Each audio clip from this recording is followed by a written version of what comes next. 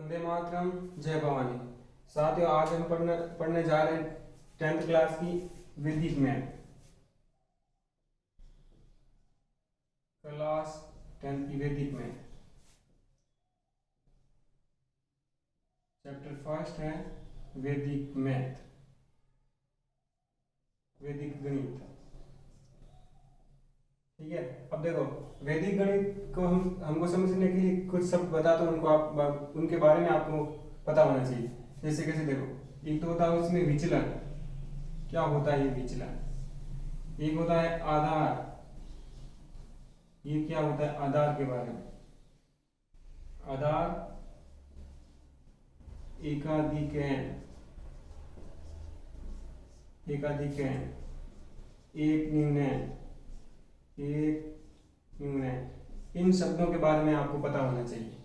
ये क्या होता है? अब जैसे विचलन क्या होता है, देखो विचलन कैसे, जैसे पहले आधार समझ लेते हैं। आधार से विचलन आपको समझना। आधार कैसे? आधार जैसे कोई भी संख्या उसके आसपास, जैसे देखो 57 हो या 997 हो, ऐसे।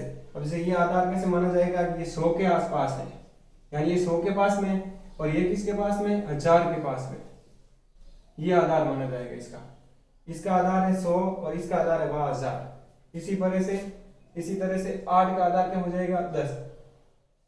इसका आधार क्या हो जाएगा? 10। जैसे देखो संख्या होती है जैसे 103 में से अब आधार तो इसका होगा 100, ये 100 के आसपास है आधार, तो आधार तो इसका होगा 100। अब इसका विचलन कैसे निकाला? देखो विचलन यहाँ से 100 से आगे होगी या 100 से छोटी होगी।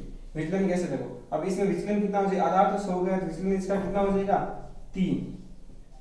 इसका विचलन हो जाएगा 3, यानी आधार के या तो आगे वाली संख्या या पीछे वाली संख्या।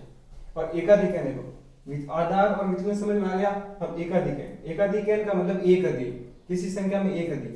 एकाधिकरण का चिन्ह होता है, जैसे देखो ये 5 है, इसके ऊपर ये एकाधिकरण का ऐसा चिन्ह लगाते हैं, यानी डॉट लगाते हैं, तो ये किसका? एकाधिकरण का चिन्ह। यानी इस 5 में 1 जोड़ लो, यानी ये 5 है, इसमें 1 जोड़ लो, तो ये कितना हो जाएगा? 6। इस एकाधिकरण का मतलब बस यही होता है, यानी 5 में 1 जोड़ दो तो 6 हो जाएगा। उसी प्रकार देखो एक न्यूनयन, देखो शब्द से भी ध्यान पड़ता है। एकाधिकरण यानी अधिक कर दो, एक में अधिक कर दो, और एक न्यूनयन यानी एक कम कर दो। न्यूनयन का मतलब न्यून, एकाधिकरण का मतलब अधिक। अब न्यूनयन कैसे? देखो यदि 5 में से हम 1 घटाएंगे तो ये क्या हो जाएगा? और न्यूनयन का चिन्ह नीचे आएगा, इसका ऊपर आएगा, इसका नीचे आएगा। तो ये जैसे 5 में से 1 घटा दिया, पीछे कितना बचेगा? 4। इस शब्द का मतलब होता है ये।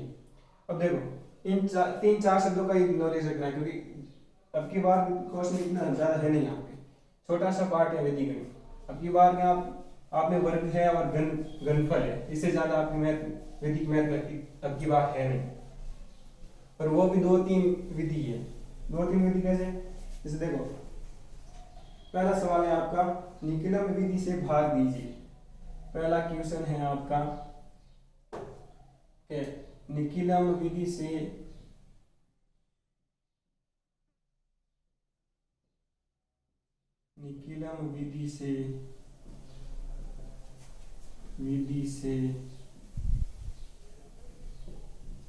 भाग कीजिए। ये पहला शब्द है आपका, और पहला ही सवाल है आपका, पहला 1245 और भाग देना है आपको 57 का। 1245 में भाग देना आपको 57 का। अब देखो भाग देने की विधि कैसे है। अब ये देखो ये संख्या पहले लेना है आपकी। अब ये 57 आपकी किसके आसपास है? 100 के आसपास है, तो इसमें देखो 100 और -57, ठीक है, आधार माइनस संख्या। विचलन यदि आपको निकालना है तो विचलन का सूत्र होगा आधार माइनस संख्या। आधार तो इसके 100 के आसपास है और संख्या ये 57, तो आधार है 100 और संख्या इसके 57। इसका विचलन कितना आ जाएगा? 3 आ जाएगा। अब इसको देखो लिखना कैसे, ये ऐसा बनाना आपको,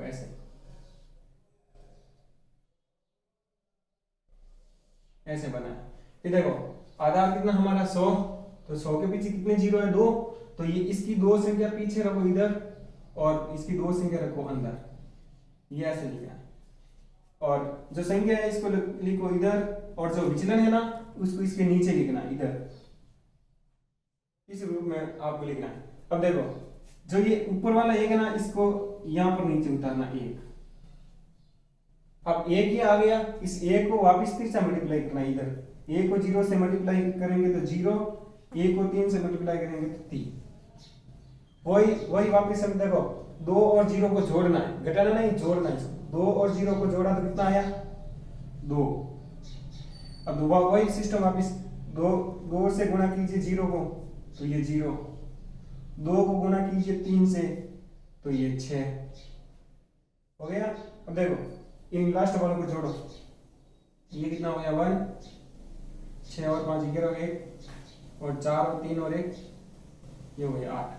अब देखो जो अंदर हो गए कोष्टक में, जो अंदर वाला होगा वो तो होगा भागफल, और जो बाहर वाला होगा वो शेषफल। यानी इस क्वेश्चन के आपके भागफल है 12, भागफल है आपके 12 और शेषफल है आपके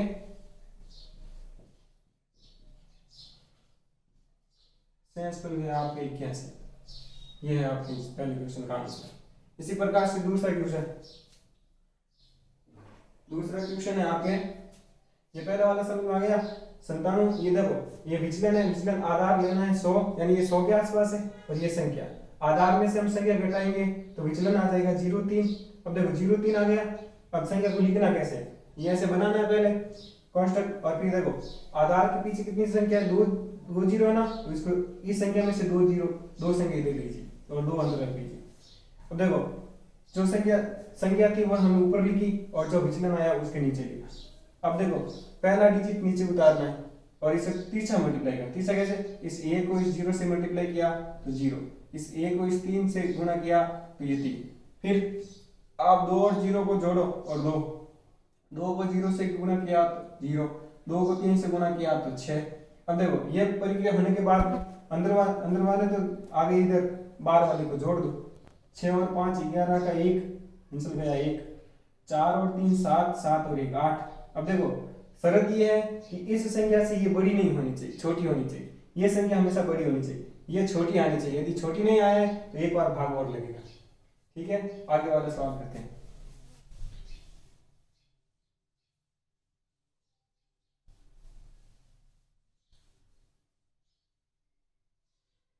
अब पहले का दूसरा सवाल है 311 और भाग देना हमको 8। ये तो आसान है, ये संख्या किसके आसपास है, 10 के आसपास। तो देखो विचलन क्या जाएगा, आधार माइनस संख्या। तो आधार है हमारा 10 और संख्या है 8, तो क्या आ जाएगी 2 आ जाएगा। तो देखो वही बनाओ, ये बनाया।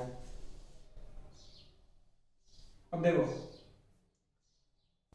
आधार में कितना है 10 के पीछे 0 कितने, 1 है ना, तो इस संख्या में से एक संख्या इधर लिखो और 2 अंदर लिख दो, और 8 का 8 इधर, और विचलन हमारे पास कितना है इधर 2 आया तो 2 इधर। अब देखो इस 3 को नीचे उतारो तो ये 3 आ गया। अब 3 को वापस 3 से गुणा कीजिए तो ये 6, फिर वापस 6 और 1 को जोड़ा तो ये इधर उतारो 6 और 1 7, इसको जोड़ना 6 और 1 को जोड़ा तो 7। अब वही सिस्टम वापस 7 को 2 से मल्टीप्लाई करो, ये हो गया 14।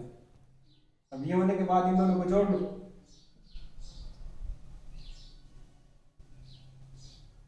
ये कितना हो गया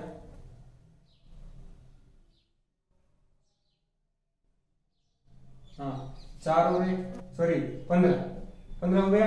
अब 15 में देखो ये संख्या छोटी है ये बड़ी है, तो एक बार भाग और जाएगा। कैसे, 8 में भाग दो इसमें, तो ये दिया 8 का भाग इसमें। देखो शेषफल कभी बड़ा नहीं होता, हम भाग देते हैं तो भी शेषफल बड़ा नहीं होता, तो इसमें भी 8 का भाग दो तो कितनी बार गया, एक बार गया, पीछे बचा 7। अब देखो इसे लिखने का तरीका देखो, भागफल हमेशा इस कोष्ठक के बीच में आता है ना, ये अंदर वाला भागफल होता है, बाहर वाला शेषफल होता है। तो भागफल की जगह भागफल लिखो, यानी 1 इधर लिखो, और शेषफल कितना है नीचे लिख दो। ये हो गया 8t और ये माइनस कर दो, ये हो गया 7। अंदर वाला था आपके भागफल और बाहर वाला आपके सेंस। बस ये आंसर है आपका, इससे ज्यादा इसमें आंसर नहीं। भागफल आपका 38 और सेंसफल 7। आगे वाला देखते हैं, तीसरा क्वेश्चन।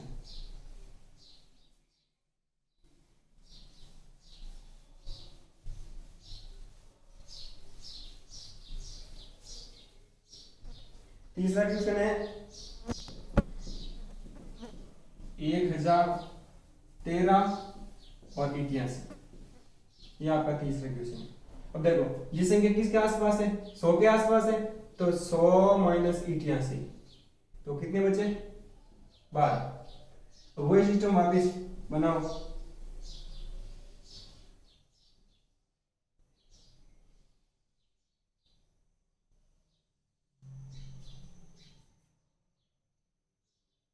ये 81 ऊपर लिखो और 12 नीचे। देखो दो संख्या पीछे और दो संख्या अंदर, वही सिस्टम। एक नीचे आया, करो मल्टीप्लाई, 1 और ये 2। वापिस ये एक नीचे आया और करो मल्टीप्लाई, 1 और ये 2। 3 और 2 कितने हुए, 5। 2 और 2 2 और 1 3, 3 और 1 4। यानी अंदर वाला क्या हो जाएगा, भागफल, और बाहर वाले क्या हो जाएगा, सेंस का। बस वही सिस्टम। 100 हमने आधार बना इसका, 100 के आसपास है, 100 में से 81 घटाए, विचलन आ गया 12। अब 12 आने के बाद वही सिस्टम। देखो इसके पीछे कितने जीरो है, 2 जीरो है, तो दो संख्या इधर लीजिए और 2 अंदर। 2 अंदर लेने के बाद 12 है, इसलिए 12 इधर लीजिए। अब वही पहला अक्षर यहाँ उतारो नीचे, 1 और 3 4, 1 से गुणा किया तो ये 1, वापिस 1 को नीचे उतारा, वापिस 1 को नीचे उतारा, फिर इसको तीसरा मल्टीप्लाई किया तो 1 को किया तो 1 वापिस किया 2 से 2। फिर देखो 3 और 2 5 हो गए, 2 और 1 3, 3 और 1 4। बाहर वाला भागफल, अंदर वाला सेंस, सॉरी बाहर वाला अंदर वाला भागफल, बाहर वाला सेंस। ये आपका आंसर है इसका। ये है आपके निखिलम के भाग। अब भाग होने के बाद दूसरा क्वेश्चन आपको बोल रहा है कि निम्न का वर्ग ज्ञात कीजिए। दूसरा क्वेश्चन है आपका, निम्न का वर्ग ज्ञात कीजिए।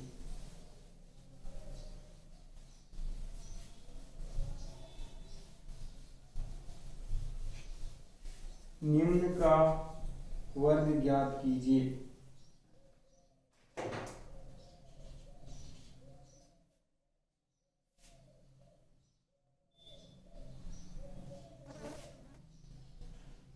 निम्न का वर्ग ज्ञात कीजिए। वर्ग ज्ञात कीजिए, निम्न का वर्ग ज्ञात कीजिए। अब वर्ग कैसे देखो, जैसे संख्या हमको दी है पहली 103, संख्या हमको दी है 103। अब 103 का वर्ग कैसे निकालना है, इसको 2 बार लिखो। वर्ग का मतलब 2 बार लिखना, यानी 103 को वर्ग का मतलब क्या, 2 बार। 103 का वर्ग, तो 103 का वर्ग तो ऐसे 103 का वर्ग, तो 103 को 2 बार लिखो, 103 और 120। अब देखो 103 में ज्यादा विचलन कैसे निकालेगा, 100 है, 100 से ज्यादा कितना, 3 है ना, तो इसको लिखो आगे 3। ये भी 100 से ज्यादा 3 है, तो ये आगे लिखो 3। ठीक है। अब देखो इसमें आधार कितना हो जाएगा, 100 हो गया। संख्या कितनी हो जाएगी, संख्या हो जाएगी 103। ठीक है। और विचलन कितना हो जाएगा, विचलन आपके हो जाएगा 0.3 या 3, सेम ही चीज। अब देखो इसका, वैसे तो इसका सूत्र होता है, जैसे देखो इसके सूत्र होता है संख्या प्लस विचलन, संख्या प्लस विचलन और विचलनों का गुणनफल। ये होता है इसका सूत्र, संख्या प्लस विचलन और विचलनों का गुणा, और आधार से गुणा कर लेना। आधार इसका क्या है, एक, आधार से इसका गुणा कर लो, ठीक है। अब देखो इसको डायरेक्टली इसे माइंड में कैसे रखना, देखो तीसरा इसको जोड़ना है और सीधा इसको गुणा करना, ये आप माइंड में रखना है। किलो विधि आती है, आपको क्या करना है, तीसरा इसको जोड़ना है और सीधा गुणा करना है। तीसरा कैसे, ये तीसरा 103 और ये 3, ये तीसरा जुड़ गया, फिर ये ऑब्लिक, और सीधा गुणा कैसे, 3 और 3 का मल्टीप्लाई, ठीक है। अब इसके आधार में कितना, 1 है, तो इसके एक से मल्टीप्लाई कर, तो देखो 103 और 3 कितने हो जाएंगे, 106, और 106 देखो 3 को 3 से मल्टीप्लाई करेंगे तो कितना हो जाएंगे, 9।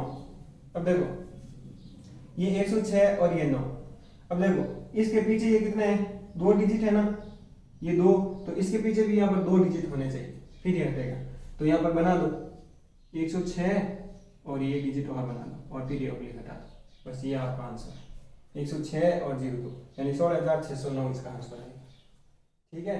यानी देखो ये संख्या तीसरा तो जोड़ना है, सीधा मल्टीप्लाई करना, तीसरा तो क्या करना है, जोड़ना है और सीधा मल्टीप्लाई करना है। तो 103 और 3 हो गए 106, 103 और 3 हो गए 106, और इसको 1 से मल्टीप्लाई करना है, तो यहाँ पे 106 और 1 से मल्टीप्लाई 106, और 3 और 3 को मल्टीप्लाई करना तो कितना आएगा, 9 आ जाएगा। अब 9 आ जाएगा, अब इसके पीछे देखो संख्या कितनी, उसके हिसाब से ये संख्या ऐड होगी। इसके पीछे संख्या कितनी है, अंक कितने हैं, 1 और 2 अंक है, तो यहाँ पर भी 2 संख्या बनाओ, यानी यहाँ पर भी 2 अंक बनाओ, तो 1 अंक तो हमारे पास रहा और 1 0 लगा दिया, तो ये कितने अंक बन गए, 2 अंक बन गए, ऑब्लिक हटा देना, बस ये आपका आंसर हो जाएगा।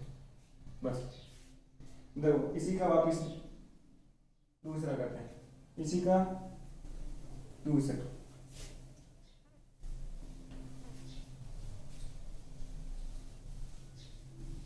अब दूसरे कैसे करते हैं,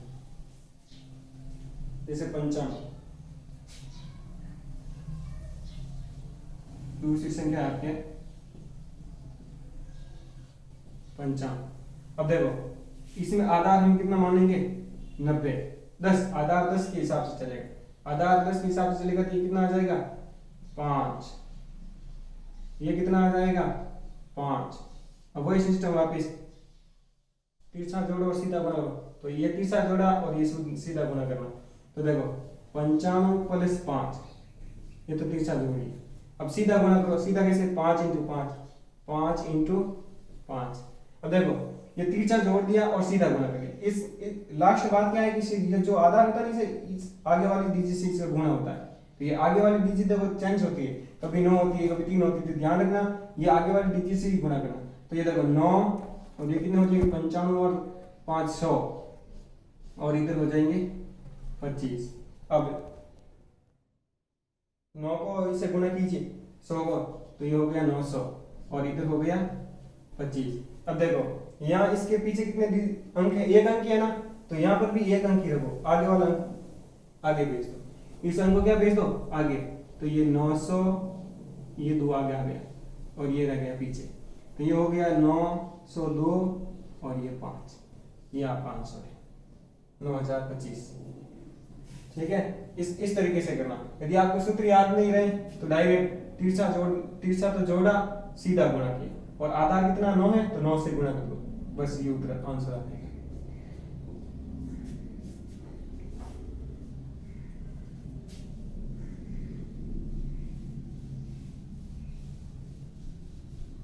अब इसकी लास्ट डिजिट है, इसका तीसरा सवाल है 204।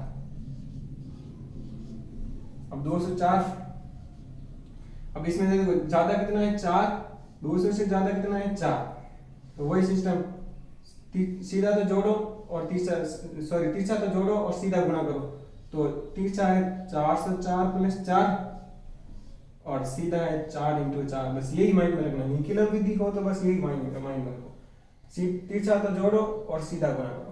इसका आधार कितना 200 का है, तो 2 से गुणा करो, ये 2 से गुणा किया, तो ये 2, ये हो गए 208 और ये हो गया 16। अब ये 208 का डबल कितना होता है 416, ये 416 और ये हो गया 16। अब इसके कितने कितने 2 डिजिट है, तो बस ये ऑब्लिक हटा दो, यानी ये उत्तर है बस।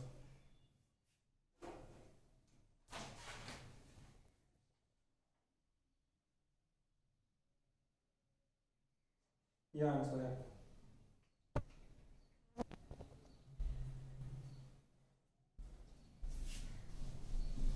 आज हमने 10th क्लास की फर्स्ट चैप्टर पढ़ा वैदिक मैथ। वैदिक मैथ में हमने पहले निखिलम का भाग डिवाइड किया था और अब निखिलम द्वारा वर्गमूल किया था, वर्ग। इसके आगे हम कल पढ़ेंगे। इस आगे अगले वीडियो में आपको नमस्कार।